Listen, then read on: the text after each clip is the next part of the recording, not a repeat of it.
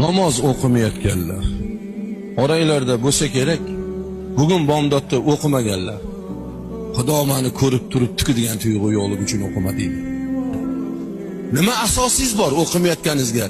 Bandaga tushuntira olmaysiz, Xudoga qanaqa tushuntirasiz? Bandam, men seni yaratdim, yo'q eding, jirkanch suv eding, iflos suv eding. Badaningga, kiyimingga tegsa, to yuvmaguncha xotirjam bo'lmaydigan jirkanch suv eding. Men seni shu suvdan yaratdim. Mana buni, mana buni sharbatidan yaratganim yo'q.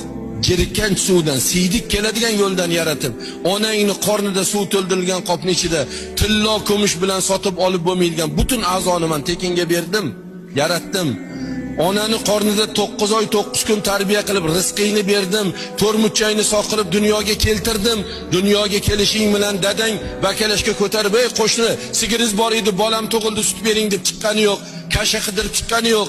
Onangni ko'ksidan oppoq sutni chiqarib sani nafsingni qondirib qo'ydim. Butun minerallarga ega bo'lgan to'yimlik ovqatni, rizqingni onangni ko'ksidan chiqarib qo'ydim. Onangni senga mehribon qildim, onangni senga qul qildim. Mardikor qildim, seni oq yuvdi, oq taradi, yedirdi, ichirdi, qolaversa men ne'mat bilan siyladim. Nima uchun namoz o'qimading bandam? Senga nima yetmayotdi, nima kamlik qildi desa nima deysiz? Ayting.